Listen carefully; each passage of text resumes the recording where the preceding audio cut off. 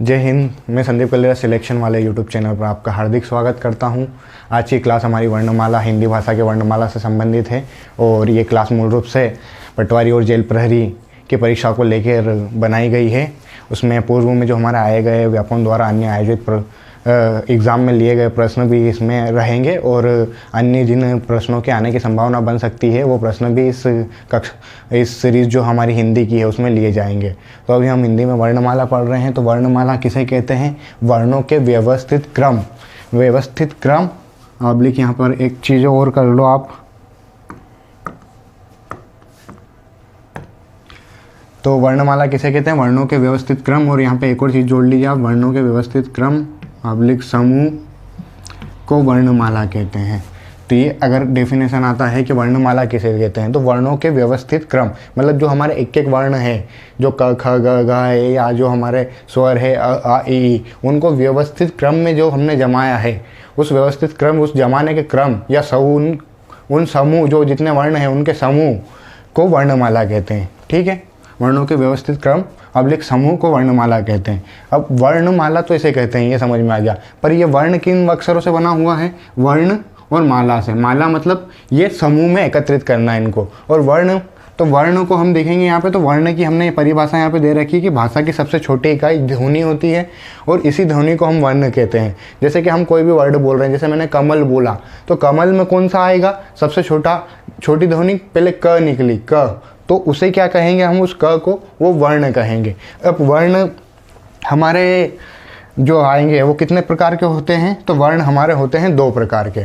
कौन कौन से दो प्रकार के वर्ण होते हैं? एक स्वर होते हैं और एक व्यंजन होते हैं। तो जिन वर्णों को स्वतंत्र रूप से बोला जाए या जिन वर्णों को बिना किसी अन्य वर्ण की सहायता से बोला जाए उसे हम क्या कहेंगे? उसे हम स्वर कहेंगे। तो जिन वर्णों को स्वतंत्र रूप से बोला जाए या जिन वर्णों को बिना किसी अन्य वर्ण की सहायता से बोला जाए, जैसे हम अ बोलते हैं तो अ में किसी अन्य वर्ण की ध्वनि नहीं आ रही है। और जब भी हम क बोलेंगे तो क के साथ क आ रहा है लास्ट में, अ के साथ तो अ ही है वो बिल्कुल, तो कुछ नहीं आएगा। तो जिन वर्णों को स्वतंत्र रूप से बोला जाए वो स्वर कहलाते हैं। हमारे स्वर कौन कौन से होते हैं? तो स्वर रहेगा अ, एक मिनट रुकना,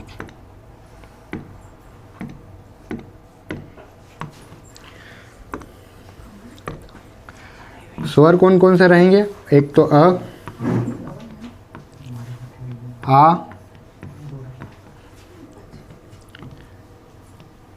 ई,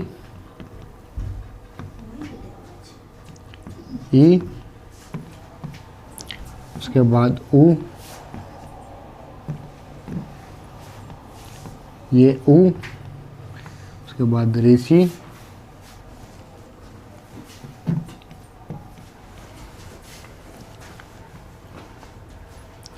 हे, हई, हो और औ, ये हमारे होते हैं स्वर। ठीक है, तो स्वर हमारे कौन से हो गए? अ, आ, ई, उ, ऋषि, ए, ऐ और ओ, औ, ये हमारे हो गए स्वर। ये टोटल कितने हैं? तो स्वर हमारे होते हैं टोटल 11। स्वरों की संख्या कितनी होती है? टोटल स्वरों की संख्या होती है 11। ठीक है, तो हमारे टोटल स्वरों की संख्या पूछे तो 11। उसके बाद उच्चारण के आधार पर स्वर पूछे। उच्चारण के आधार पर क्या होता है कि जैसे अ, आ, ई, उ, ये तो उच्चारण हो रहा है, पर ये री में क्या आ रहा है? री में र आ रहा है। री को अगर हम उच्चारित करते हैं तो ये कुछ इस तरीके से उच्चारित होगा री। ठीक है, तो ये उच्चारित होगा तो उच्चारण के आधार पर स्वर पूछ ले। तो उच्चारण के आधार पर स्वरों की संख्या कितनी हो जाएगी?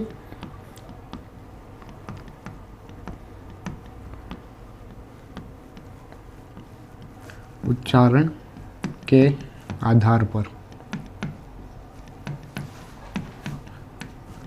उच्चारण के आधार पर स्वरों की संख्या हो जाएगी 10।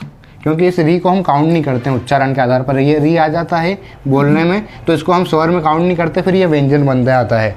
र हमारा आता है व्यंजन में, और र हमारे कौन से व्यंजन में आता है? ये अंतस्थ व्यंजन में आता है, जो मैं आपको आगे चल के पढ़ाऊंगा। ठीक है, उच्चारण के आधार पर स्वरों की संख्या पूछ ले तो वो 10 और ऐसे पूछ ले तो 11। अब हम देखते हैं कि यहाँ पर दो चीज़ें और आती है हमारे। कौन सा आता है? ये स्वरों का क्या है कि ये वास्तविक रूप है। अगर हम मात्रिक रूप में उसको देखना चाहें तो जैसे कि हमने ये हमारा कोई एक व्यंजन है, ठीक है, ये क व्यंजन है।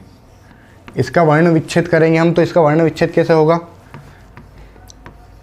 ये क होगा यहाँ पर प्लस अ आएगा, तो इससे हमारा ये क व्यंजन बनेगा। ठीक है, अब ऐसे ही जो हमारे दो और आते हैं वो कौन कौन सा, एक तो अनुस्वार अम और एक विसर्ग अह, इन दोनों को मिलके क्या बोलते हैं हम, इन दोनों को मिलके बोलते हैं हम अयोगवाह।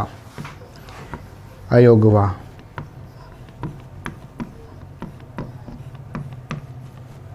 अब इन दोनों को अयोगवाह क्यों बोलते हैं वो भी मैं बताऊंगा, क्योंकि ये क्या करते हैं कि जैसे यहाँ पर व्यंजन है, अब यहाँ पर व्यंजन में हम इसको लगाएंगे, तो जैसे ये कम लिखा हमने, क के पीछे क के ऊपर ये अनुस्वार लगा दिया, तो ये इसका वर्ण विच्छेद कैसे हो जाएगा, इसका वर्ण विच्छेद हम करेंगे तो ये एक तो क हो गया और ये अम आ गया इसके पीछे। ठीक है, अम आ गया, तो ये क्या कर रहा है, व्यंजन में ये मात्रा का काम कर रहा है, और ये लग जाएगा तो उसके बाद हमें अ लगाने की आवश्यकता नहीं रहेगी। ठीक है, तो ये क को पूरा कर देगा ऐसे, तो ये हमारा हो गया अनुस्वार। अब अनुस्वार और विसर्ग को अयोगवाह क्यों कहते हैं, तो अयोगवाह इनको इसलिए कहते हैं कि अ के योग से बने हैं, और वहन, वाह मतलब इसका ये है कि ये वहन कर रहे हैं, अर्थ वहन कर रहे हैं। तो ये किसका अर्थ वहन कर रहे हैं, ये अर्थ वहन कर रहे हैं स्वर में व्यंजन का अर्थ वहन कर रहे हैं। तो वो कैसे कर रहे हैं, जैसे कि ये अम, तो ये अ तो आ रहा है यहाँ पे अ, और इसके उच्चारण में कैसे म का साउंड आ रहा है, इसके उच्चारण में कौन सा साउंड आ रहा है, म का साउंड। तो ये अ और ये म ऐसे मान लो, ऐसा होता नहीं है पर उच्चारण के हिसाब से अ और म, तो ये किसका अर्थ वहन कर रहे हैं, व्यंजन का अर्थ वहन कर रहे हैं, अ के योग से बने हुए हैं और व्यंजन का अर्थ वहन कर रहे हैं, तो इसलिए इनको अयोगवाह कहते हैं। तो इस प्रकार से आप याद रख सकते हैं कि अम और अह को अयोगवाह कहते हैं। ठीक है, अब इनको मिला के पूछ ले तो हिंदी वर्णमाला में कुल स्वर पूछ ले, कुल स्वर, जहाँ पर ये चीज़ आ जाए कि कुल स्वर कितने हैं, कुल स्वर, तो कुल स्वरों की संख्या कितनी हो जाएगी, इन दोनों को मिला के कुल स्वरों की संख्या हो जाएगी 13। ये हिंदी ग्रंथ अकादमी में भी दे रखा है, तो ये आप वहाँ से भी मतलब गूगल पे सर्च करके देख सकते हैं। बहुत सारे पढ़ा रहे हैं, सिर्फ 11 हैं, पर अगर कुल स्वरों की संख्या पूछ ले तो वो आपको 13 एग्जाम में ऑप्शन आता है, तो आपको 13 करना है। ठीक है, बाकी यूँ स्वर को क्या पूछ ले और 13 ऑप्शन नहीं आ रहा है, खाली स्वर पूछे कि स्वर कितने हैं तो 11, हिंदी वर्णमाला में कुल स्वर कितने हैं तो 13, और उच्चारण के आधार पर स्वर कितने हैं तो आप लिखेंगे 10। यहाँ से ही आपने स्वरों को समझा। अब व्यंजन किसे कहते हैं, व्यंजन वो होते हैं जिन्हें अन्य वर्ण या स्वर की सहायता से बोला जाए। व्यंजन कौन से होते हैं, जिन्हें स्वर की सहायता से बोला जाए। जैसे अभी मैंने आपको क का उदाहरण देके समझाया, जैसे ये क है, तो ये क में साउंड क्या आएगा, क में साउंड आ रहा है अ का, कौन सा साउंड आ रहा है क में, अ का साउंड। कैसे, तो ये व्यंजन है नहीं, ये किसके सहयोग से बना है, व्यंजन वे हैं जिनका उच्चारण स्वरों की सहायता से हो। कैसे स्वर की सहायता से, तो जैसे इसमें हलंत लगाएंगे, हलंत लगाने से ये क्या रहता है, अधूरा रहता है। अब इसको पूरा करने के लिए हम क्या करेंगे, इसमें अ को बनाएंगे, इसको अ इसमें जोड़ दिया हमने, क्योंकि इसके उच्चारण करने में क आता है, आ का साउंड आता है, तो ये इसको पूरा करने के लिए ये जो हलंत लगा रहता है, ये आधा रहता है, इसको पूरा करके क बनाया जाता है। तो जो स्वरों की सहायता से बोले जाए वो क्या होते हैं, व्यंजन होते हैं। इनमें अ की ध्वनि पीछे छिपी रहती है, ये भी लिखा हुआ है यहाँ पे, तो इसे आप समझ सकते हैं। अब हम इसमें आगे पढ़ेंगे स्वरों के प्रकार। हम देखेंगे स्वरों का वर्गीकरण। तो स्वरों का वर्गीकरण किस आधार पर किया जाता है, एक तो उच्चारण के आधार पर। उच्चारण के आधार पर मतलब हम इसको उच्चारित कैसे कर रहे हैं, किसी स्वर को बोलने में हमें कम समय लग रहा है, किसी स्वर को बोलने में हमें उससे थोड़ा ज़्यादा समय लग रहा है, तो वो उच्चारण के आधार पर हम इस प्रकार स्वरों का वर्गीकरण करते हैं। वो मैं आपको पूरा डिटेल में अभी समझाऊंगा।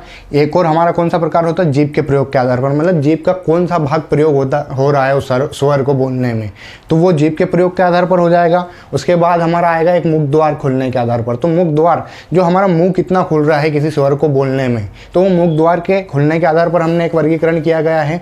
उसके बाद होठों की स्थिति के आधार पर, तो हमारे होठ कैसे दिख रहे हैं, स्वर को बोलने में हमारे होठों का आकार क्या रह रहा है, तो वो उसका वर्गीकरण हमने होठों के आधार पर किया है। ठीक है, इसमें एक और हम देखेंगे, तो एक और वर्गीकरण है हमारा, एक और कौन सा रहेगा, जाति के आधार पर।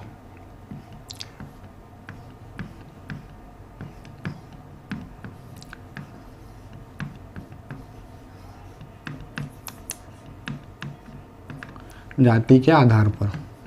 ठीक है, तो एक और वर्गीकरण हम इसमें बीच में बाद में देखेंगे, जाति के आधार पर कौन कौन से स्वर होते हैं। ठीक है, अब हमने देखा पहला स्वरों का वर्गीकरण उच्चारण के आधार पर। तो उच्चारण के आधार पर हमारे कितने होते हैं, 3 स्वर होते हैं। एक ह्रस्व स्वर होता है, एक दीर्घ स्वर होता है, एक प्लुत स्वर होता है। तो जो ह्रस्व स्वर होता है, इस स्वर को हम लघु स्वर भी कहते हैं।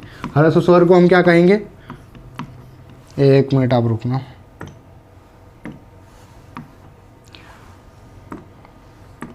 ह्रस्व स्वर को हम क्या कहते हैं, लघु स्वर भी कहते हैं इसको, लघु स्वर। ठीक है, तो ह्रस्व स्वर को लघु स्वर भी कहते हैं। जैसे इसके नाम से स्पष्ट है कि ह्रस्व यानी लघु यानी छोटा, छोटा है इसका मतलब है, मतलब जिन वर्णों के उच्चारण में कम समय लगता है या एक मात्रा का समय लगता है। यहाँ पर एक और चीज़ क्या दे रखी है, एक मात्रा का समय लगता है जिनके उच्चारण में, उन्हें हम ह्रस्व स्वर या लघु स्वर कहते हैं। तो एक मात्रा, जैसे ये अ है, इसमें एक मात्रा है, ई है, इसमें एक मात्रा है, ऊ है, इसमें एक मात्रा है। अगर इसमें डबल मात्रा हम देखेंगे तो डबल मात्रा कैसे होती है उसको समझाने के लिए मैं आपको लिख देता हूँ। जैसे ये ऊ है और ये ऊ मिलके क्या बनेगा, ये दीर्घ ऊ बनेगा। तो अभी कौन सा है, ऊ है, ये लघु ऊ। तो इसको मैं यहाँ पे हटा देता हूँ, नहीं तो आप ये ऊ को भी इसमें दीर्घ में ले लेंगे। तो ये यहाँ से हटा रहा हूँ, ये सिर्फ आपको समझाने के लिए दिया था मैंने।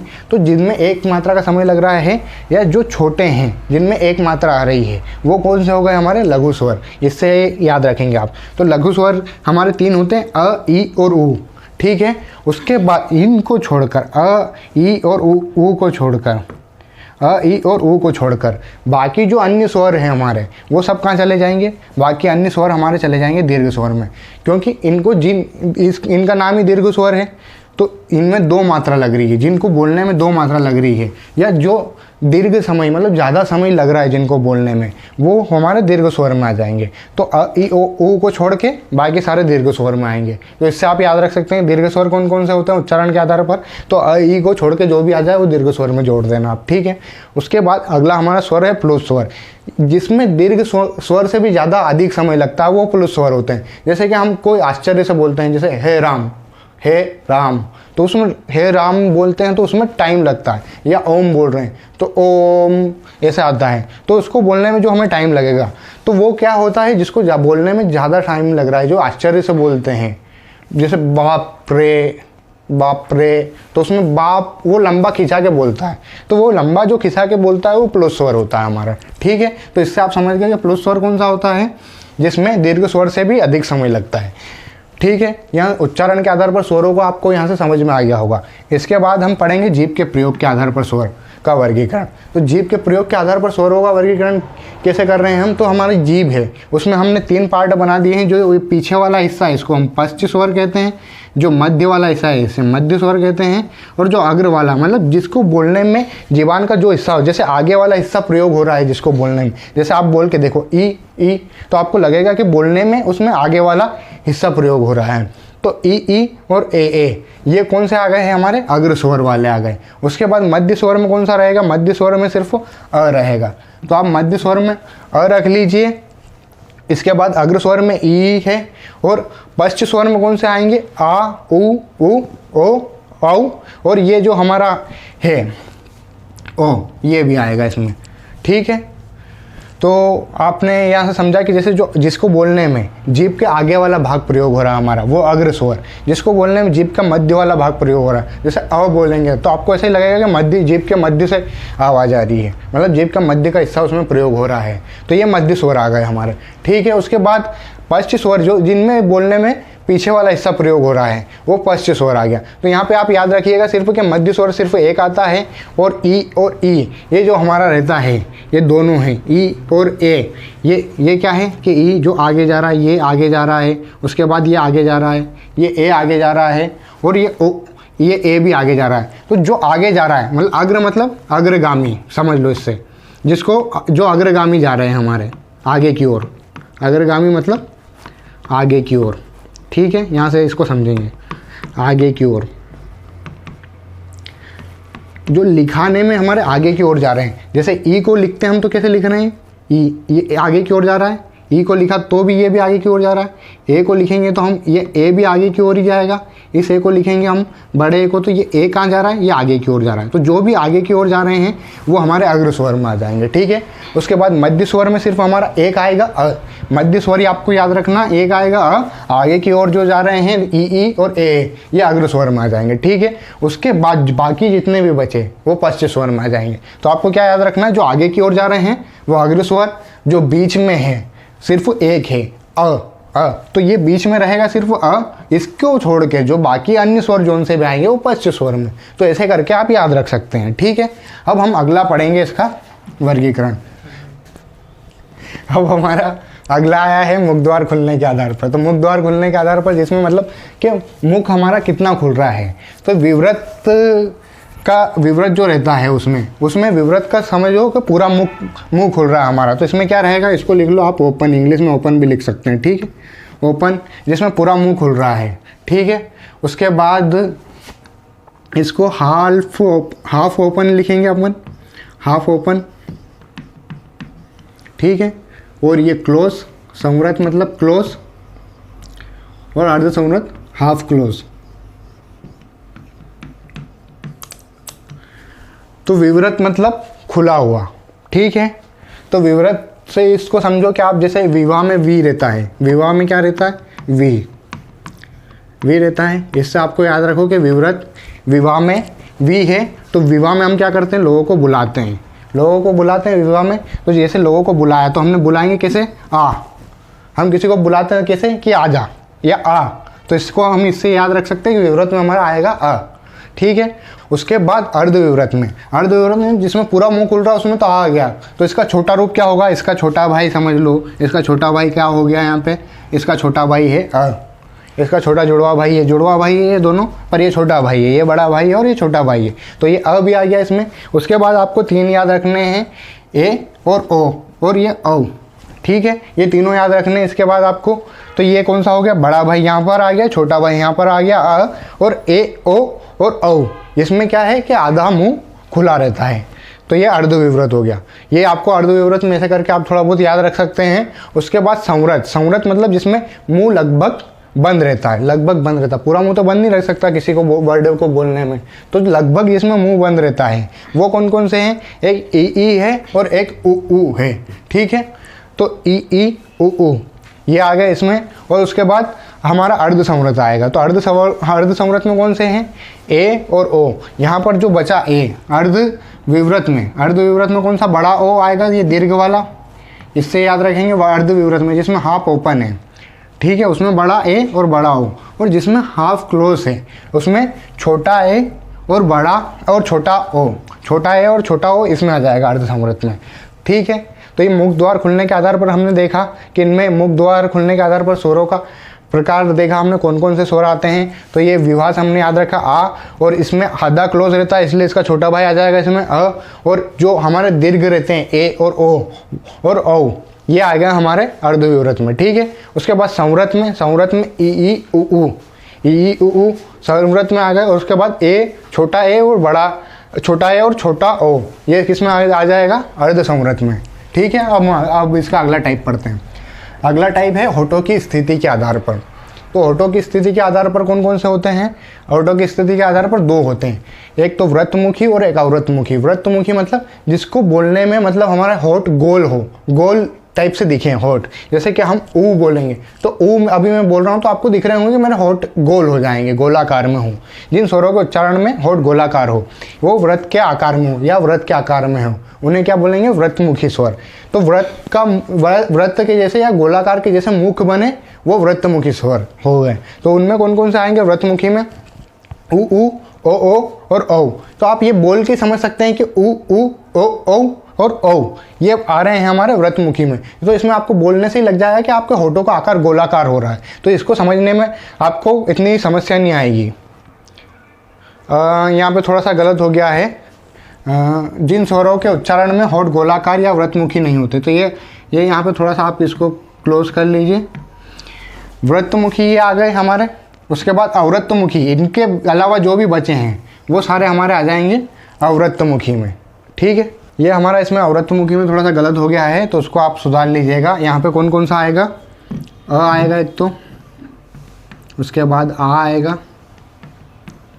ई आएगा, और ये ई आएगा, ए आएगा और ए आएगा। ठीक है, इनको छोड़ के जिनको बोलने में व्रतमुखी, जिसमें जिनको बोलने में हमारे होठ गोल बन रहे हैं, उ ओ और औ। औ ये कौन सा है, ये आगत वर्ड है हमारा, आगत। ठीक है, ये जो है ओ, ये जो बिंदु ऊपर लग रहा है चंद्र, ये आगत वर्ड होता है।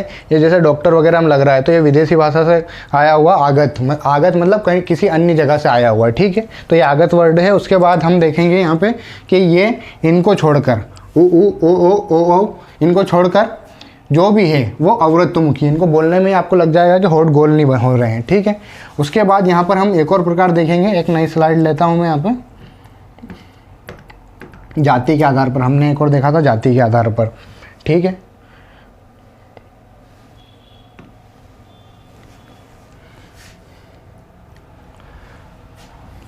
तो यहाँ पर हम देखते हैं जाति के आधार पर स्वर।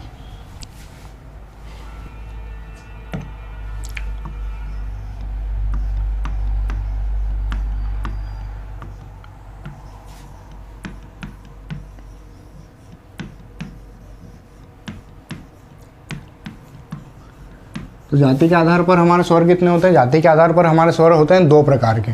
एक होते हैं सजाति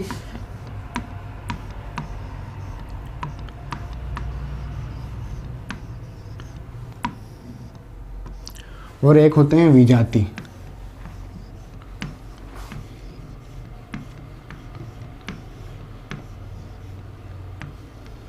सजाति में कौन कौन से आ जाएंगे, सजाति में आ जाएंगे अ और आ। जैसे ये अ और आ, ये दोनों एक अ और आ से मिलके क्या बनेगा, अ प्लस आ से मिलके क्या बनेगा, आ बनेगा। तो ये कौन सा होगा, सजाति। ये छोटा भाई, ये बड़ा भाई। ठीक है, इसी प्रकार ये छोटा भाई, ये बड़ा भाई, इसी प्रकार ये छोटा भाई और ये बड़ा भाई। ठीक है, ये हो जाएंगे सजाति, मतलब एक जाति के जो हो है वो सजाति स्वर है हमारे। तो कभी ये क्वेश्चन आ जाए कि जाति के आधार पर सजाति स्वर इनमें से कौन से हैं, तो आपको जो समान हैं, छोटा बड़ा ऐसे करके जो समान है वो सजाति स्वर हो जाएंगे। और विजाति स्वर, इनको छोड़कर बाकी जो भी बचे हैं वो विजाति स्वर हो जाएंगे हमें। तो क्या है कि इन को छोड़कर जो बचे हैं बाकी विजाति स्वर, इसमें कौन कौन से आ जाएंगे, एक तो ए आ जाएगा, ए आ जाएगा, ओ आ जाएगा और औ आ जाएगा। ठीक है,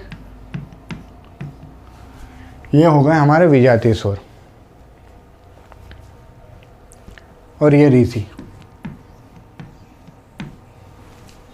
तो जाति के आधार पर हमने स्वर देख लिए। जाति के आधार पर स्वर हमारे दो प्रकार के होते हैं। स्वर दो प्रकार के कौन कौन से, तो एक सजाति है, एक विजाति है। सजाति वो जो इनमें समान जाति के हों। इनमें हमने देखा, जैसे हम इसको याद रख लेंगे, छोटा भाई ये बड़ा भाई, ऐसे करके आप याद रख लो।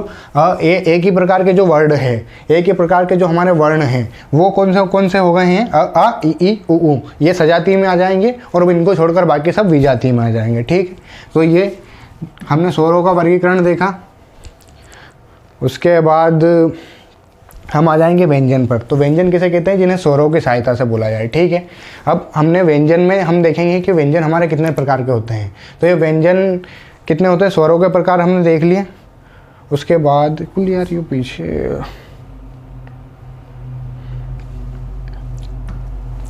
इसमें एक पीछे एक ही नोट करके आप एक चीज़ लिखिए, नोट करिए। सभी स्वर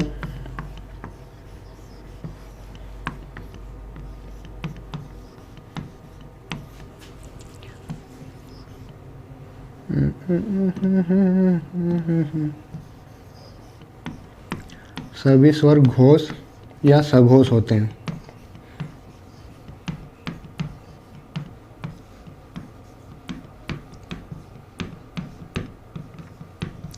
कि घोषत्व के आधार पर मतलब जो वो होते हैं जिनको बोलने में हमारी स्वर तंत्रिकाओं में कंपन हो, स्वर तंत्रिकाओं में कंपन हो, जैसे अ बोल रहे हैं तो हमें लग रहा है कि एक अंदर से कंपन इसकी स्थिति बन रही है। तो जिनको बोलने में हमारी स्वर तंत्रिका में कंपन हो वो सारे वर्ण कौन से होते हैं? घोष वर्ण, घोष या सघोष वर्ण होते हैं। और हमारे जो सभी स्वर है वो सभी स्वर कौन से हैं? सघोष हैं, सघोष या घोष हैं। इसमें एक और रहता है अघोष, जिनको बोलने में स्वर तंत्रिका में कंपन ना हो वो होते हैं अघोष वर्ण। ठीक है, तो यहाँ से आप याद रख लिया, ये हमारा स्वर यहाँ से कंप्लीट हो गया। उसके बाद हम स्वर के बाद पढ़ेंगे व्यंजन।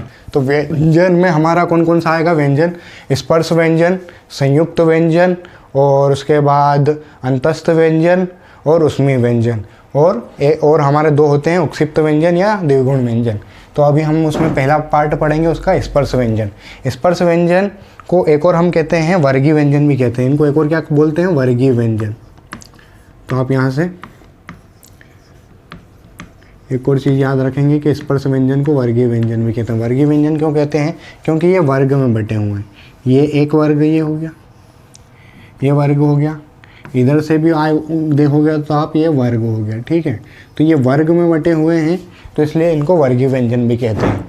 ठीक है, उसके बाद हमने देखा कि ये वर्गीय व्यंजन कितने होते हैं। तो ये हमारा यहाँ से यहाँ तक का एक वर्ग कितना है? 5 का वर्ग है। ठीक है, और इधर से इधर का कितने का है?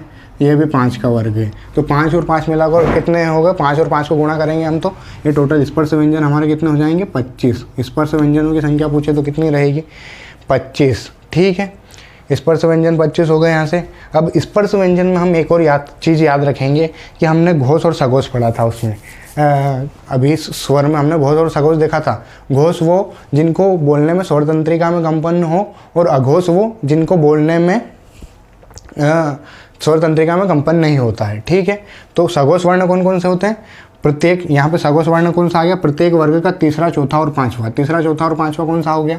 तो ये तीसरा, चौथा और पांचवा, ये मान लो ये यहाँ से यहाँ तक मैं लाइन खींच देता हूँ। ये ब्लू लाइन जहाँ तक रहेगी, ब्लू लाइन से डार्क कर दिया। ठीक है, तीसरा, चौथा और पांचवा कौन सा हो गया? ये हो गया सघोष। तीसरा, चौथा और पांचवा सघोष। ठीक है, तीसरा, चौथा, पांचवा सघोष हो गया व्यंजन में।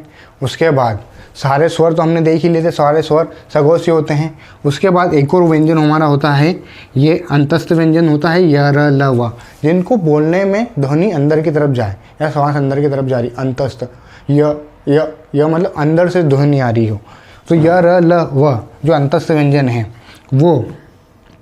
और उसके बाद एक उष्मी व्यंजन। उष्मी व्यंजन में हमारा कौन सा होता है? उष्मी व्यंजन मतलब जिनको बोलने में उष्मा निकल रही हो, उष्मा जिनको बोलने में बाहर आती है वो उष्मी व्यंजन हो गए हमारे। तो वो कौन सा है उष्मी व्यंजन?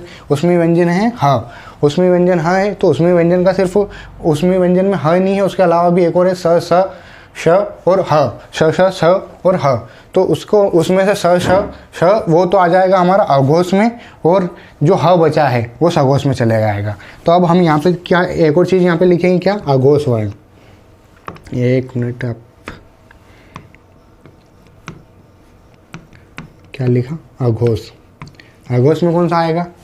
तो ये तीसरा, चौथा, पांचवा तो सघोष में आ गया। उसको छोड़कर कौन सा हो गया? ये वाला, ये जो है ये कौन सा हो गया? जो मैं एक मान लो ग्रीन से लिख रहा हूँ, ग्रीन से ये अघोष। ठीक है, तो ये पहला, दूसरा अघोष हो गया। तो पहला और ये हो गया एक और हमारा दूसरा, पहला, दूसरा अघोष हो गया। उसके बाद पहला, दूसरा और संयुक्त व्यंजन में से हमारा कौन सा छूटा था? स, श, श। तो संयुक्त व्यंजन का स,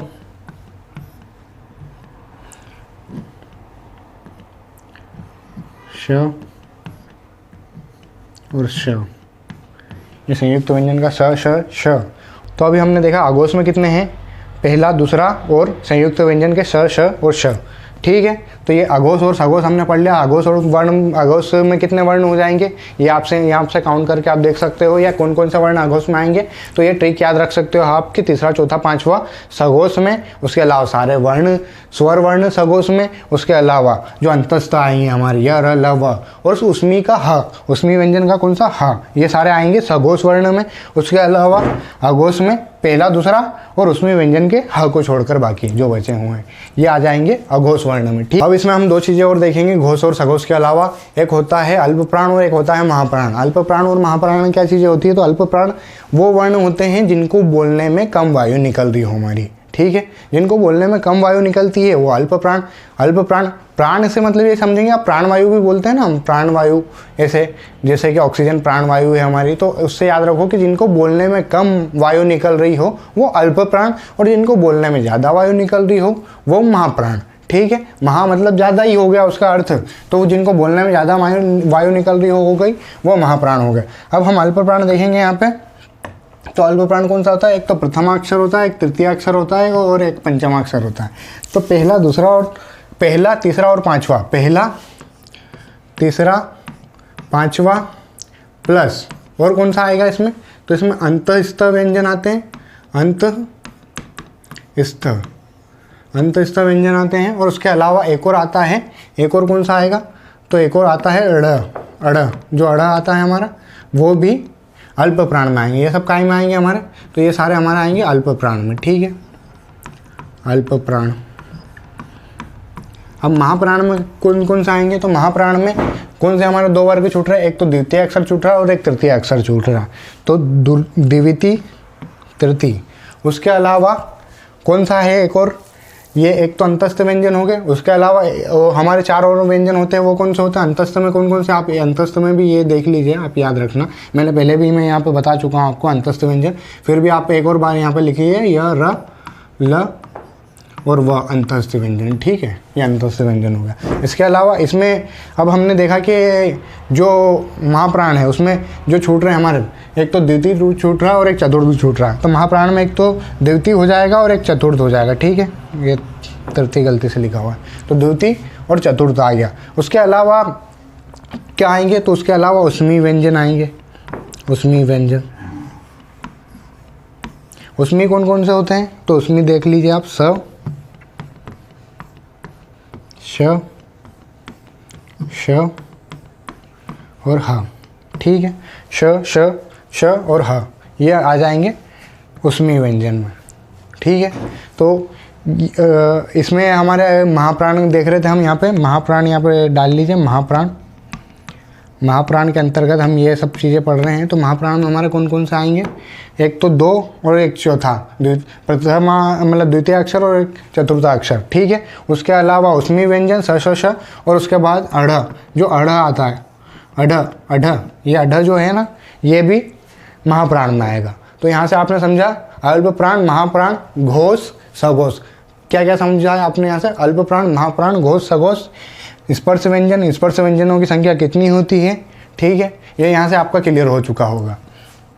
उसके अलावा हम आगे बढ़ते हैं, तो अंतस्थ व्यंजन को अब इसमें स्पष्ट कर रखा। अंतस्थ व्यंजन मैंने पहले ही बता दिया कि जिनको अंदर से बोलने में अंदर से आवाज़ आ रही है, या तो जिनको बोलने में होठ और जबान वगैरह सब हमारे परस्पर सटा रहे हो। सटा रहे मतलब अंदर जा रहे हैं, अंदर जिनमें होठ और जबान और दांत वगैरह हमारे अंदर जा रहे हों, ऐसा हमें लगता हो, वो अंतस्थ व्यंजन हो गए। ठीक है, तो यह अलावा अंतस्थ व्यंजन है हमारे। इसके अलावा उसमी व्यंजन, तो उसमी व्यंजन भी मैंने आपको बता चुका हूँ मैं। उसमी व्यंजन मतलब जो रगड़ के साथ या घर्षण से उत्पन्न उष्म वायु से हो, मतलब जिनको बोलने में गर्म हवा निकल रही हो, सीधा सा मतलब इसका ये समझ में, जिनको बोलने में गर्म हवा निकल रही हो वो उसमें व्यंजन हो गए। तो उसमें व्यंजन कौन से हैं, 4। अब अंतस्थ व्यंजन की संख्या कितनी है, 4। उसमें व्यंजन की संख्या कितनी है, 4। हमने कितने पढ़े थे संयुक्त व्यंजन, वो 25 पढ़े थे। 4 कितने हो गए, 25 और 4 29, 29 और 4 कितने हो गए, 29 और 4 हमारे हो गए 33। तो 33 व्यंजन, टोटल व्यंजनों की संख्या पूछे, व्यंजनों की संख्या तो 33 व्यंजन। ठीक है, व्यंजनों की संख्या पूछे तो 33 व्यंजन।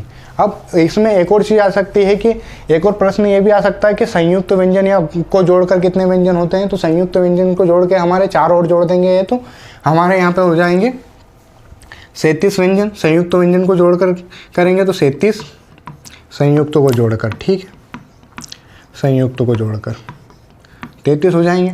उसके अलावा हमारे 2 व्यंजन और होते हैं, वो कौन से होते हैं, तो उक्षिप्त व्यंजन होता है। उक्षिप्त बोलते हैं उन व्यंजन को, तो वो 2 और जोड़ के कितने हो जाते हैं, उक्षिप्त व्यंजनों को जोड़कर उत्क्षिप्त उत्क्षिप्त। तो उत्क्षिप्त को जोड़कर कितने हो जाते हैं, 2 व्यंजन और जोड़ देंगे 37 में, तो 39। तो कुल व्यंजनों की संख्या पूछे तो 39 रहेगी, बाकी व्यंजन की संख्या पूछे तो 33, और हिंदी वर्णमाला में कुल व्यंजनों की संख्या पूछे तो 39 रहेगी। ठीक है, ये समझ लिया आपने। अब संयुक्त व्यंजन हमारे 2 हैं। संयुक्त व्यंजन कौन कौन से हैं, संयुक्त व्यंजन भी 4 हैं, श, त्र, ज्ञ और श्र। तो ये श जो बना है, ये कैसे बना है, ये आधे का और श, ये षटकोण का है, आधे का प्लस ये षटकोण से हमारा कौन सा बना है, श वर्ण बना है। ठीक है, ऐसे ही त, आधे त और र से त्र बना है, आधे ज और न से ये बना है ज्ञ। तो ये ज्ञ को हम शुरू से बोलते आ रहे हैं ज्ञ, पर वो ज्ञ का उच्चारण ऐसा है, पर वो ज्ञ से नहीं बना होता, ग से नहीं बना है, ज से। उच्चारण हम ये ऐसा करते आ रहे हैं जो गलत है, ज्य बोलते हैं इसको। इसको बोलेंगे तो कैसे बोलेंगे, ज्य, जी और य, ज्य बोलने में ऐसा है, ये सही, इसका मतलब उच्चारण इस प्रकार से होगा। तो 2 वर्णों को मिलाकर बने हों, 2 या 2 से अधिक व्यंजनों से मिलकर बने होते हैं, 2 या 2 से अधिक व्यंजनों से जो मिलकर बने होते हैं वो कौन से होते हैं, संयुक्त व्यंजन। संयुक्त व्यंजन मतलब एक तो व्यंजन था इसे, उसमें एक और व्यंजन जुड़ गया तो वो संयुक्त हो गया, संयुक्त रूप से होगा, वो हमारे संयुक्त व्यंजन हो गए। ठीक है, संयुक्त व्यंजन भी आपने यहाँ से देख लिया, संयुक्त व्यंजन 4 होते हैं, व्यंजनों की संख्या देख ली। अब उत्क्षिप्त व्यंजन, जैसे मैंने बताया, उत्क्षिप्त व्यंजन या द्विगुण व्यंजन, उत्क्षिप्त या द्विगुण व्यंजन क्यों कहते हैं इनको, जैसे कि हमारा एक ये आपने पढ़ा था ड और ये ढ पढ़ा था, ट वर्ग में, ट ठ ड ढ।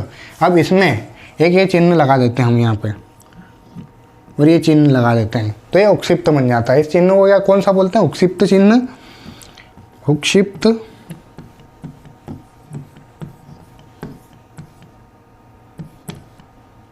उत्क्षिप्त या ताड़नजात भी बोलते हैं इसको, ताड़नजात।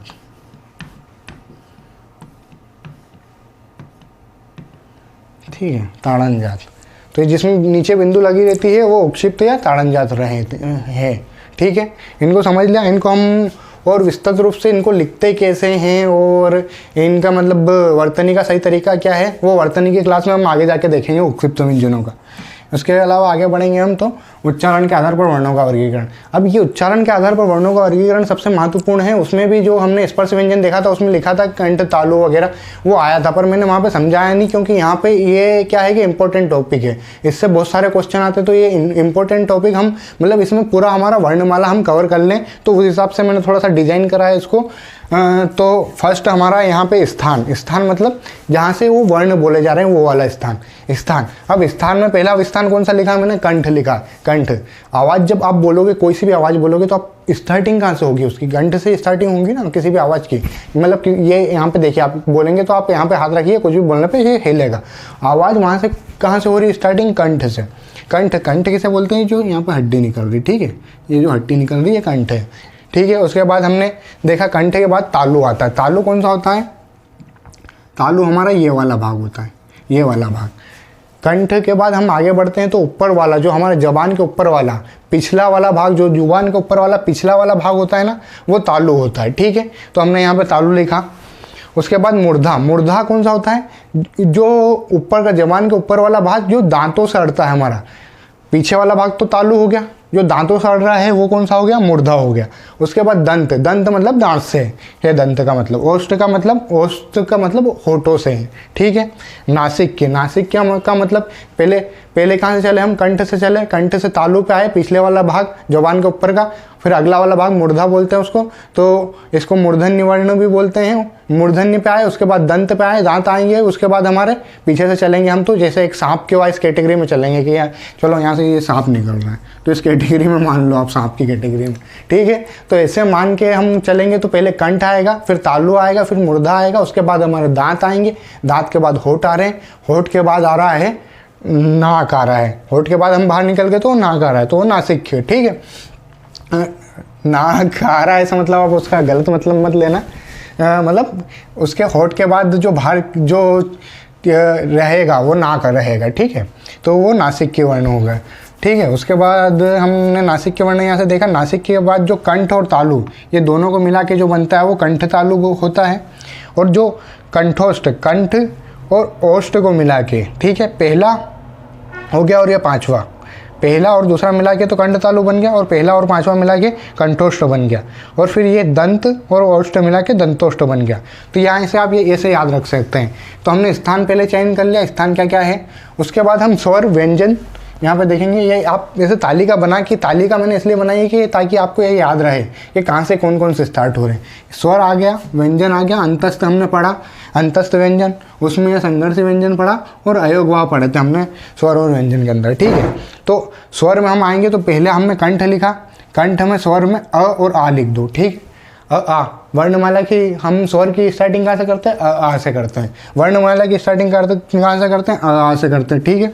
तो आ लिख दिया हमने, तो आ कौन से में आ गया, कंठ में, जो पहले स्टार्टिंग हो रहा है कंठ में। उसके बाद जो हमने स्पर्श व्यंजन पढ़े थे, क ख ग घ अंग, क ख ग घ अंग पढ़ा था, तो व्यंजन में क ख ग घ अंग, मतलब जो प्रथम वर्ग है उसका, प्रथम वर्ग स्पर्श व्यंजन का, वो आ जाएगा। क वर्ग जो प्रथम वर्ग है, ये क वर्ग आता है ना, उसमें वो कंठ में आ जाएगा पहले वाले में, ठीक है। उसके बाद अंतस्थ में यहाँ पे कुछ नहीं आएगा, छोड़ देना, ठीक है। उसके बाद हम ये इसको आगे बढ़ते हैं, अंतस्थ और उसमें संघर्ष से बाद में समझते हैं। तालु में, तालु में आ के बाद ई आता है, तो ये तालु में आ गया। उसके बाद हम तालु में आगे बढ़े, ई आ गया, ठीक है। ई के बाद हमारा क्या आता है, हम क्या बोलते हैं, ऊ बोलते हैं। ऊ छोड़ना है हमें, इतना याद रखना है कि आ तो आ गया है, ई आ गया है, ऊ छोड़ना है, ऊ छोड़ना है और ऋषि को लेना है पहले। वो छोड़ दिया, ऋषि को लेना है, वो छोड़ा और ऋषि को लिया, तो उसके बाद एक और वर्ण छोड़ना है। एक और छोड़ दिया हमने, एक और छोड़ के क्या लेंगे, ओष्ठ लेंगे। ओष्ठ में क्या क्या आ रहा, ऊ। उसके बाद क्या आ रहा है हमारा स्वर में, आ ई ऊ बोलते हैं हम। तो यहाँ पे क्या हमने ऊ को छोड़ दिया था और ऋषि को पहले ले लिया था। तो प्रथम में कौन सा लेंगे, कंठ में आ लेंगे, ई इसमें लेंगे, तालु में, मूर्धा में ऊ को छोड़ के ऋषि लेंगे। फिर यहाँ पे एक और छोड़ेंगे, उसके बाद ऊ आएगा, फिर एक और छोड़ेंगे, फिर ए आई आएगा, फिर ओ आएगा, और उसके बाद एक छोड़ देंगे, ठीक है। तो हमें कौन कौन सा छोड़ना है, कौन सा नंबर छोड़ना है, जो पहला दूसरा तीसरा, पहला दूसरा तीसरा तो लेना है। उसके बाद चौथा छोड़ना है, पांचवा आएगा, छठा छोड़ना है, ठीक है, छठा छोड़ना है, और उसके बाद 7 8 और ये 9वां छोड़ना है, ठीक है। तो आप यहाँ से समझ सकते हैं कि 3 के वर्ग में ऐसा जोड़ के रख लो आप कि 3 के वर्ग में 1 2 3, 3 के वर्ग में क्या आता है, 6 और 9 आता है। तो 3 का वर्ग तो पूरा लेना, मतलब 3 तो पूरा लेना है। उसके बाद 4 छोड़ना है हमें, और फिर जो 3 का वर्ग है करेंगे हम, 3 का वर्ग 6, फिर अगला 9, तो वो ऐसे आएगा 3 और उसमें 3 3 जोड़ते जाएंगे, 3 6 9, ऐसे याद रखो आप। तो यहाँ से तो ये 3 का जो है पहला, तो ये तो पूरे आएंगे ई स्वर में। उसके बाद चौथा छोड़ना है, उसके बाद पांचवा रहेगा, ठीक है, ये पांचवा रहेगा। उसके बाद छठा, 3 और 3 6, और 3 और जोड़ देंगे तो 9 को छोड़ना हमें। बाकी हमें जो क्या याद रखना है यहाँ पे सिर्फ कि ऋषि को पहले लिखना ऊ से, एक छोड़ के ऊ से ऋषि पहले लिखना है, ठीक है। तो ये हमारा, हम यहाँ से ये आ सकते हैं, कंठ तालु मूर्धा दंत ओष्ठ, नासिक की कंठ तालु कंठोष्ठ दंतोष्ठ में स्वर किस स्थान पर रहेगा। तो यहाँ से याद रखना आसान हो जाएगा इस टेबल से। इस प्रकार की आप टेबल बना सकते हैं, ठीक है।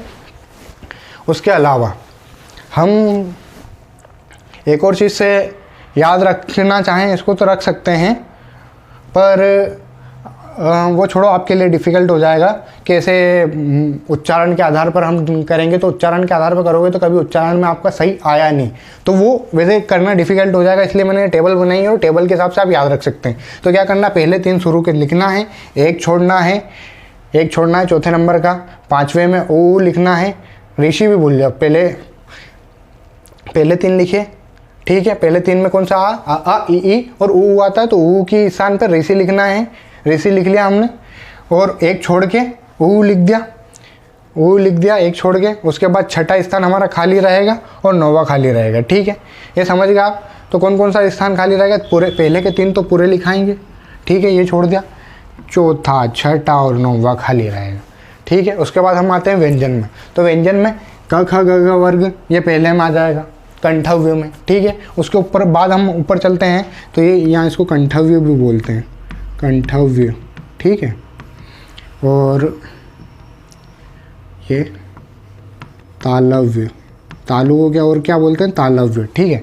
तालु को तालव्य भी बोलते हैं, और मूर्धा को मूर्धन्य भी बोलते हैं, मूर्धन्य, ठीक है, मूर्धा को मूर्धन्य भी बोलते हैं।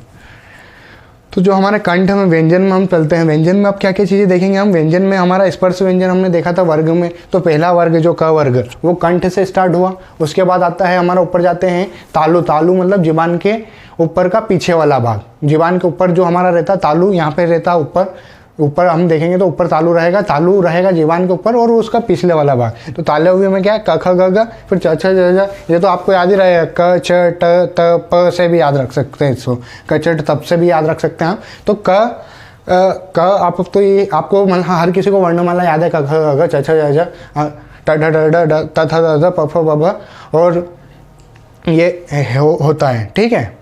प फ ब भ म जैसे याद रहेगा आपको। तो क ख ग घ और अंग, क ख ग घ कंठ में आ गया, च छ ज झ यहाँ तालु में आ गया। उसके बाद मुर्दा आता है हमारा, तालु के बाद मुर्दा मतलब दांत से अड़ने वाला ऊपर का भाग, दांत से अड़ने वाला ऊपर का भाग तालु वाला, ठीक है। तो वो उसको मुर्दा बोलते हैं हम। तो उसमें ट ठ ड ढ और न आ गया। उसके बाद दंत में कौन सा आ गया, त थ द ध न, त थ द ध न दंत में आ गया।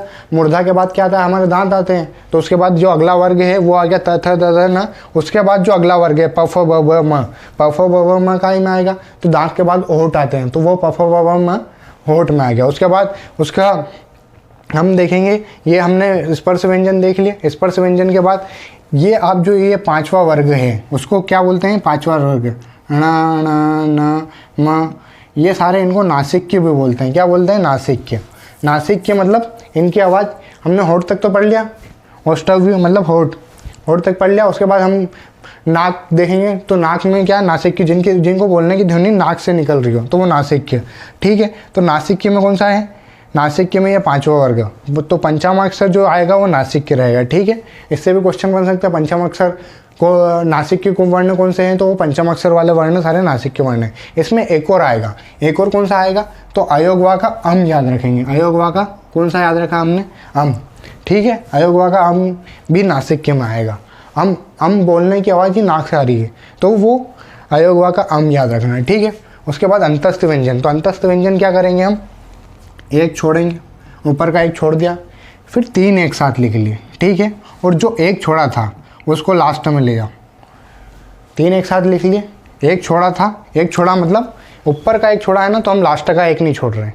ऊपर का एक छोड़ दिया, लास्ट का एक नहीं छोड़ रहे हैं। तो य र ल व तो तीनों सलंग आ गए और लास्ट का व नीचे आ गया, ठीक है। इससे याद रखेंगे अपन, ऊपर का एक छोड़ना है और ऊपर का एक छोड़ के पूरा य र ल लिखना है। और उसके बाद जो व आएगा वो ऊपर का एक छोड़ा है तो वो लास्ट का नीचे का एक नहीं छोड़ेंगे हम, ठीक है। ये गिनती ऊपर से करते हैं तो ऊपर का एक ही आएगा, नीचे से गिनती कर रहे हैं तो नीचे का एक ये आएगा, तो ये लास्ट नहीं छोड़ना है। तो अंतस्थ ये से याद रखेंगे, ये तालु मुर्धा दंत इसमें आएंगे, ठीक है। उसके बाद उष्म या संघर्षी व्यंजन, तो उष्म या संघर्षी व्यंजन कौन से हैं, तो उष्म या संघर्षी व्यंजन में हम चलेंगे। तो उष्म या संघर्षी व्यंजन में आप चल लो, एक तो ह आ गया, ह याद रखना आपको ऊपर आएगा, ठीक है। ह ऊपर आ गया हमारा।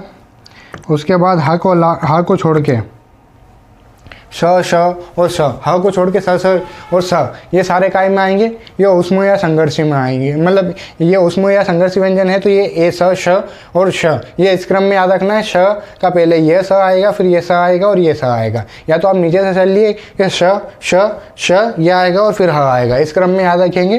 तो ये यहाँ पे आपको इस तालिका से याद हो जाएगा, ठीक है। फिर अयोगवा का एक और कौन सा बच रहा है खाली, अह, तो ये अह कंठ में आएगा। अह बोलने में ही इसको कंठ से आवाज़ निकल रही है, तो अह को आप याद रख लीजिएगा, ये कंठ में आएगा, ठीक है। इसको हम एक और ट्रिक बनाएं तो इसमें कौन कौन सा वर्ण आ रहा है, अ और आ। यहाँ पे मान के चल लिए आ करते हुए एक व्यक्ति, आ करते हुए एक व्यक्ति कौन सा, एक व्यक्ति कौन सा, ई यस, आ करते हुए एक व्यक्ति यस। ये कहाँ पहुँचा, ये पहुँचा ऋषि के पास पहुँचा। टठा दधा तो आपको याद हो ही जाएंगे कि ये पूरे इसमें इसके हिसाब से ऋषि के पास पहुँचा। ऋषि में कौन कौन सा है, एक तो री ये है, री यहाँ से मान ले री में र का साउंड आ ही रहा है, और स उधर का स भी आ जाएगा हमारा, वो कवर हो जाएगा। तो ऋषि आ करता हुआ ईएस नाम का एक व्यक्ति ऋषि के पास पहुंचा। ऋषि उससे हो गए नाराज। ऋषि नाराज हुए तो उन्होंने क्या करा कि ये उनको श्राप दे दिया कि तुम मर जाओगे या तुम्हारी लाश बन जाएगी। ठीक है, तुम मर जाओगे या तुम्हारी लाश बन जाएगी। करते हुए एक व्यक्ति ईएस ऋषि के पास पहुंचा। ऋषि ने उसको श्राप दे दिया कि तुम मर जाओगे, तुम्हारी लाश बन जाएगी। वो सुन के उसके अंदर से जो साउंड निकला, वो कौन सा निकला? वो सुन के उसके अंदर के साउंड निकला ऊ ऊ ऊ साउंड निकला। ठीक है, ऐसे भी आप याद रख सकते हैं। ये आपने यहाँ से देख लिया, तो आपको यहाँ से उच्चारण बिल्कुल क्लियर हो चुका होगा। उच्चारण क्लियर में हम एक और बार इसको क्लियर करते हैं। तो यहाँ से देख लेंगे कि स्वर में कौन से आएंगे, आ ई और ऊ को छोड़ के पहले ऋषि लेंगे और फिर उसके बाद एक और छोड़ेंगे, उसके बाद ऊ लेंगे, ऊ के बाद ए आई लेंगे और ओ लेंगे। इसका कैसे बनाना है वो तो मैंने आपको बता दिया। पहले कंठ आता है, फिर तालु आता है। तालु मतलब जीबान के ऊपर का पिछला भाग, और जीबान के बाद मतलब जो जुबान के ऊपर का अगला जो भाग होता है उसको मुर्दा कहते हैं। मुर्दा आएगा, मुर्दा के बाद दांत आते हैं हमारे, उसके बाद होठ आते हैं, तो ये ओष्ठ हो गया। उसके बाद होठ के बाद नाक वाला हिस्सा होता है नासिक, और उसके बाद ये जो कंठ और तालु को मिला के कंठ तालु बन जाता है। कंठ और ओष्ठ को मिला के कंठोष्ठ बन जाता है। उसके बाद एक जो बचा खाली दंतोष्ठ, दंत और ओष्ठ को मिला के कंठ और ओष्ठ को मिला के कंठोष्ठ बन गया। फिर यहाँ पे ओष्ठ ही लेंगे हम, तो ओष्ठ के ऊपर वाला एक ले लेंगे दंतोष्ठ। ये यहाँ से इसका याद रख लेंगे। फिर ये हमारे स्वर जो वर्णमाला के हिसाब से ही चलना है, आ ई। फिर ऊ को छोड़ना है और ऋषि लेना है, एक छोड़ना, फिर ऊ लेना है, उसके बाद एक छोड़ना, ए और ओ लेना है। ठीक है, ये स्पर्श व्यंजन ये तो आ ही जाएगा आपको। ये यहाँ पे मैंने बता दिया। पांचवा जो भी वर्ण होता है पंचम अक्षर, ये होता है पंचम अक्षर जो भी होता है वो क्या रहेगा, पंचम अक्षर जो भी रहेगा वो नासिक की रहेगा, नाक से भी इनकी आवाज़ आती है। ठीक है, तो ये इसमें तो आ ही गए, मतलब कंठ तालु मूर्धा दंत ओष्ठ में तो आ ही गए, पर ये नासिक के हुए रहते हैं उसके अलावा। ठीक है, अंतस्थ व्यंजन उसमें एक छोड़ना है और य र ला करना है, और जो ऊपर छोड़ा एक वो नीचे से एक नहीं छोड़ना है, उसके बाद नीचे से व दे देना उसको। ठीक है, तो ये यहाँ से इस प्रकार से आप ट्रिक बना लो, या ऐसे करके इस तालिका से आप याद रख सकते हो उच्चारण के आधार पर, और उच्चारण से क्वेश्चन बनते हैं। उसके बाद उसमें व्यंजन में हम क्या करेंगे कि नीचे से चलते हैं, तो स श और ह। ऐसे स का पहला कौन सा क्रम आएगा, स का सामान्य क्रम, फिर उसके बाद स षटकोण, स सकर और फिर ह। ठीक है, और अयोगवा में नासिक में ये याद रखेंगे, अम की आवाज़ नाक से आ रही है तो ये याद रखेंगे, और कंठ से अह की आवाज़ आ रही अह तो ये कंठ से आवाज़ आएगी, आप बोल के देखेंगे। तो ये यहाँ से उच्चारण के आधार पर व्यंजनों का वर्गीकरण आपने देख लिया। इसके आगे हम चलते हैं, तो ये क्वेश्चन देखेंगे हम। अब जितना भी हमने पढ़ा वो क्वेश्चनों से अब देखेंगे हम कि हमें क्वेश्चन बन रहे हैं कि नहीं बन रहे हैं, या कितना क्वेश्चन बन रहे हैं। ये क्वेश्चन वो सारे हैं जो पूर्व में परीक्षा में आए हुए क्वेश्चन हैं। ठीक है, तो जैसे हमारे माध्यमिक शिक्षा वर्ग 1, 2, 3 में भी कुछ क्वेश्चन लिए गए हैं, और पूर्व में जो एसआई वगैरह के एग्जाम है उससे भी कुछ क्वेश्चन लिए गए हैं। तो ये उनमें जो क्वेश्चन आए हुए हैं वो वाले क्वेश्चन हैं। अब इसमें देखेंगे हम वर्णमाला किसे कहते हैं। तो वर्णमाला अब किसे कहते हैं,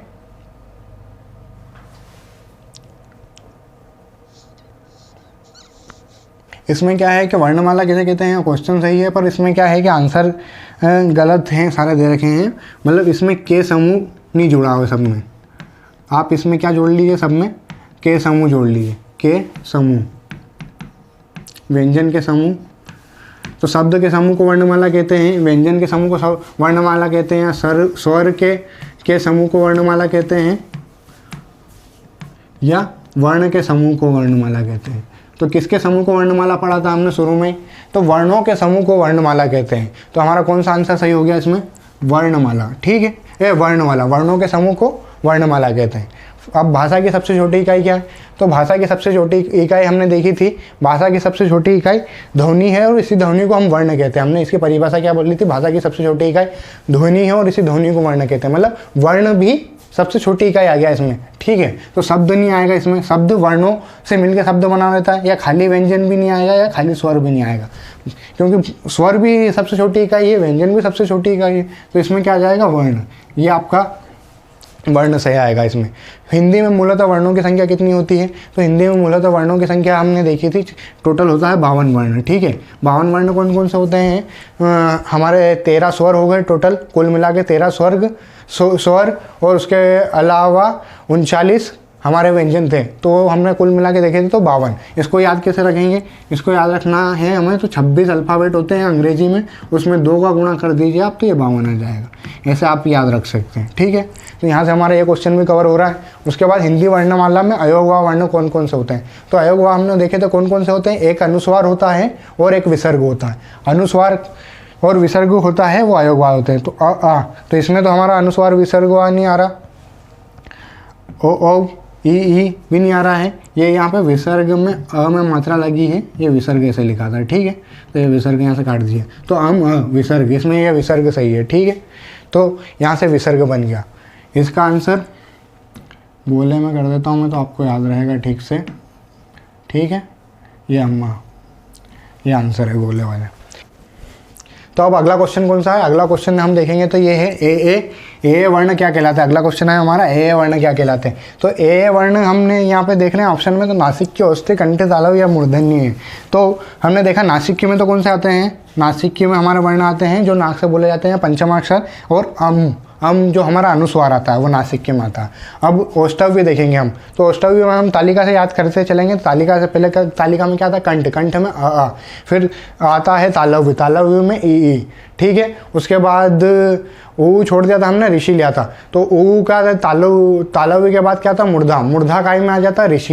ऋषि मूर्धा में आ जाता है। फिर उसके बाद हम छोड़ेंगे, एक तो दंत छोड़ देते, 2 दंत छोड़ा हमने, ऋषि के बाद भी एक और छोड़ा था। फिर उसके बाद हमारा औष्ठ, औष्ठ में कौन सा आ गया? ऊ, औष्ठ में ऊ आ गया। औष्ठ के बाद नासिक के आ गए थे हमारे, नासिक के उस तालिका में नासिक के दे रखे थे हमने, तो नासिक के तो हमारे हमने अभी देखे ही सही। नासिक के में कौन कौन से है? पंचमाक्षर और अनुस्वार, अम हमारा जो अनुस्वार है वो नासिक्य में है। उसके बाद आता है कंठ तालु, तो कंठ तालु में ए आता है हमारा। हम ऐसे चलते रहेंगे ना स्वर की लाइन में, तो कंठ तालु में ए आता है। तो ये कंठ तालु, कंठ और तालव्य को मिला के जो बना था, तो ये यहाँ पे आंसर कंठ तालव्य है। तो ये यहाँ से कंठ तालव्य भी हमारा हमने यहाँ पे कवर किया। उस जो जितना भी पढ़ा हमने उस क्वेश्चन से, उससे ये क्वेश्चन हमारे सारे कवर हो रहे हैं लगभग। आप भी अन्य भी क्वेश्चन लगाएंगे तो आपके लगभग कवर हो जाएंगे जो हमने पढ़ा उससे आज। अब हिंदी वर्णमाला में अगला क्वेश्चन हमारा, हिंदी वर्णमाला में कुल कितने व्यंजन होते हैं? तो हिंदी वर्णमाला में कुल कितने व्यंजन होते हैं? हमने देखा यहाँ पे व्यंजन कितने होते हैं, खाली व्यंजन पूछे तो 33 बताना है, कुल व्यंजन पूछे तो हमने सभी व्यंजन को मिला के पढ़ा था। हम सभी व्यंजन कौन कौन से आ गए हमारे? एक तो स्पर्श व्यंजन, उसमें व्यंजन, संघर्षी व्यंजन और संयुक्त व्यंजन, और 2 औक्षिप्त व्यंजन। इनको सबको मिला के कौन सा बनता है? 39 बन रहा है। तो ये 39 हमारा आंसर हो गया। और इसका ऊपर का कंठ तालव्य था, ये भी गोले में घेर दिया मैंने। ठीक है, अब य र ल व किस वर्ग के व्यंजन है? तो य र ल व की आवाज़ कहाँ से आ रही है? हमारी अंतस्थ से, या जिसको सटा के, जिसमें हमारे सारी चीज़ें सटा के, य र ल व, तो इसमें मतलब जुबान वगैरह सब पास में आ रहे हैं। जो सटा के बोलते हैं वो अंतस्थ व्यंजन होते हैं, य र ल व। तो य र ल व भी हमने पढ़ा अंतस्थ व्यंजन होते हैं। अब प्रयत्न के आधार पर ल किस प्रकार की ध्वनि है? तो प्रयत्न के आधार पर ल किस प्रकार की ध्वनि है, ये हमने यहाँ वहाँ पे कवर नहीं कर पाए हम। तो प्रयत्न के आधार पर ल पार्श्विक ध्वनि है। ल पार्श्विक ध्वनि है। यहाँ पर आप एक और याद रखिए कि ल तो पार्श्विक ध्वनि है, ये उसमें हमने कवर नहीं किया था। और उसके बाद एक और आता है र। तो र कौन सा होता है? र प्रकंपित,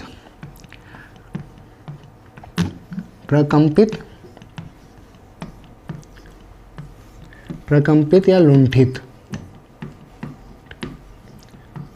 ठीक है, प्रकंपित या लुंठित होता रहा। तो यहाँ से ल तो कौन सा हो गया? पार्श्विक हो गया। उसके बाद जो र आता है, ये जो र आया, ये डेस्क लगा रखा है मैंने, समझना उसको। ये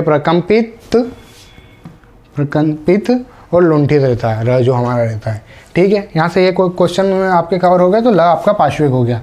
उसके बाद अब हम अगला क्वेश्चन देखेंगे। तो अगला क्वेश्चन कौन सा आ रहा है? अघोष वर्ण कौन कौन से होते हैं? तो अघोष वर्ण यहाँ पे देखेंगे। अघोष में हमने क्या देखा था कि सारे स्वर तो हमारे कौन कौन से होते हैं? सघोष होते हैं। सारे स्वर हमारे कौन से हैं? सघोष है। आपने यहाँ से देखा था सारे स्वर सघोष हैं। तो स्वर सघोष है, मतलब ये अघोष तो नहीं आएगा। तो ये क्वेश्चन हो गया गलत। ठीक है, ये ऑप्शन मतलब ये ऑप्शन गलत हो गया, आ वाला गलत हो गया। उसके बाद ह भी काय में आता है हमारा, ह भी सघोष में आता है। सघोष में कौन कौन से थे? तीसरा, चौथा, पांचवा, उसके बाद अंतस्थ और ह। अंत संघर्षी का ह था, तो हाँ ये भी नहीं आएगा ऑप्शन में। ठीक है, अगला हम ऑप्शन देखते हैं तो वो ज आ रहा है। ज अब हमने देखा था तीसरा चौथा और पांचवा होता है, तो ये च छ ज तीसरा चौथा और पांचवा सगोश होता है। अब इसमें पूछ रहा है अघोष, तो ये ज तीसरा चौथा पांचवा, मतलब ये च छ ज तीसरे वाले में आ रहा है, मतलब ये भी सगोश है, तो ये भी यहाँ से कट गया। ठीक है, उसके बाद एक और जो हमारा बचा स श, तो ये जो स है श श श, ये हमने देखा था उसमी हमारे अघोष में आते हैं, उसमी अघोष में आते हैं। इसमें सिर्फ एक ही एक्सेप्शन तो नहीं समझ सकते, पर वो जो हमारा ह है उसमी का ह वो जाता है घोष वर्ण में, बाकी स श श वो अघोष में आते हैं। ठीक है, तो यहाँ से देख लिया क्या ये ऑप्शन क्या आ रहा है, स। उसके बाद यह वर्ण किन वर्णों के संयोग से बना है, तो ये ज वर्ण किन वर्णों से संयोग से बना है, तो ये हमने देखा था इसमें आधा पहले तो ये ज और न बोल रहे हैं, तो आप ये समझना कि इसमें मैंने बताया था आपको आधा ज और न से बनेगा, तो ये गलत हो गया। ठीक है, आधा ज और न से सही हो गया, ये भी हमारा ऑप्शन गलत है, ज और न्य, और ज और त तो कोई मतलब बनता ही नहीं है। ठीक है, अब स्थान के आधार पर बताइए कि मूर्धन व्यंजन कौन सा है, तो स्थान के आधार पर मूर्धन्य व्यंजन बताना हमें। ठीक है, मूर्धन हमने देखा था कि पहले हमारा कंठ आता है, फिर तालु आता है, और फिर हमारा आता है कौन सा, मूर्धन्य। कंठ तालु और उसके बाद मूर्धन्य आता है, तो कंठ में क वर्ग, फिर च क ख ग घ अंग, च छ ज झ इया, तालव्य में च छ ज झ इया आ गया, फिर ट ठ ड ढ ट ठ ड ढ ण, ट ठ ड ढ ण काय में आता है, तो वो मूर्धन्य में आता है। ट ठ ड ढ ण इस प्रकार मूर्धन्य में आएगा, तो ये ड और ढ ये आ गया मूर्धन्य में। ठीक है, तो ये भी हमारा यहाँ से कवर हो गया क्वेश्चन। उसके बाद श वर्ण किसके सहयोग से बना है, तो स वर्ण किसके सहयोग से बना हुआ है, तो क और स, ये यहाँ पे हलंत नहीं लगा है, मतलब ये तो क्वेश्चन गलत है। पहला जब भी संयुक्त व्यंजन बनते हैं तो पहला वाला आधा रहता है, उसमें हलंत लगता है। पहले वाले में क्या रहता है कि आधा रहता है, संयुक्त व्यंजन जब भी बनेंगे वो पहला वाला अक्षर आधा रहेगा, इसमें दूसरा अक्षर आधा है, तो ये भी इसका कोई मतलब नहीं बन रहा। फिर भी अगर इसमें दूसरा भी आधा नहीं रहता, पहला भी आधा रहता तो भी नहीं बनता है, क्योंकि इसमें स षटकोण का लगता है। ठीक है, ये आपने देख लिया। क श दोनों पूरे हैं, ये भी नहीं आएगा, इसमें क आधा है और स है, तो ये हमारा ऑप्शन हो गया सही। ठीक है, तो ये वाला राइट ऑप्शन है। उसके बाद नासिक के व्यंजन कौन से होते हैं, तो नासिक के व्यंजन मैंने बताया था आपको सारे पंचम अक्षर वाले व्यंजन कौन से होते हैं, नासिक के व्यंजन होते हैं। ये यहाँ से आपने समझ लिया। ठीक है, फिर निम्नलिखित में से अयोगवाह कौन से हैं, अयोगवाह देखेंगे आप, तो अयोगवाह कौन से होते हैं, अनुस्वार और विसर्ग होते हैं हमारे। तो अनुस्वार और विसर्ग, ये अम और ये अह, अनुस्वार और विसर्ग ये कौन से होते हैं, अयोगवाह होते हैं। तो ये अनुस्वार आ जाएगा यहाँ पे। अल्प प्राण का तो कोई मतलब ही नहीं है, महाप्राण का यहाँ पे मतलब नहीं, अंतस्थ का यहाँ पे मतलब नहीं। ठीक है, तो अनुस्वार राइट है। ये आज की क्लास हमने देखी हिंदी की। मैं होप करता हूँ कि आपको समझ में आई होगी ये हिंदी की क्लास। मैंने ट्राई किया है कि इसमें लगभग वर्णमाला का हम सब कुछ कवर करें, और मैंने क्वेश्चन भी लिए इसमें, जो पूर्व में कुछ क्वेश्चन आए थे ये क्वेश्चन लिए हैं हमने। तो आप ऐसी ही वर्णमाला की और भी प्रैक्टिस करते रहिए, और भी क्वेश्चन देखिए, तो आपके क्वेश्चन इस क्लास से मैं आशा करता हूँ कि आपके क्वेश्चन बनेंगे। और आगे भी हम इसी प्रकार क्लास लाएंगे आपकी हिंदी वर्णमाला की, जो व्यापम से रिलेटेड एग्ज़ाम से संबंधित है और अन्य भी एग्ज़ाम से संबंधित है जिसमें हिंदी भाषा आ रही है, उसमें ये क्लास का बहुत मतलब ये वाली क्लास का बहुत महत्वपूर्ण रहेगी आपकी हिंदी जिन भी एग्ज़ाम में आ रही है उनके लिए। इसी के साथ मैं आपको नए साल की बधाई देता हूँ। आपका नया साल मंगलमय गुजरे और नए साल में आप सिलेक्शन लें, आपकी लाइफ में आप सक्सेस हों और अपने घर वालों को सपोर्ट करें। तो आज की क्लास हम यहीं ख़त्म करते हैं। आप बने रहिए सिलेक्शन वाले के साथ। धन्यवाद।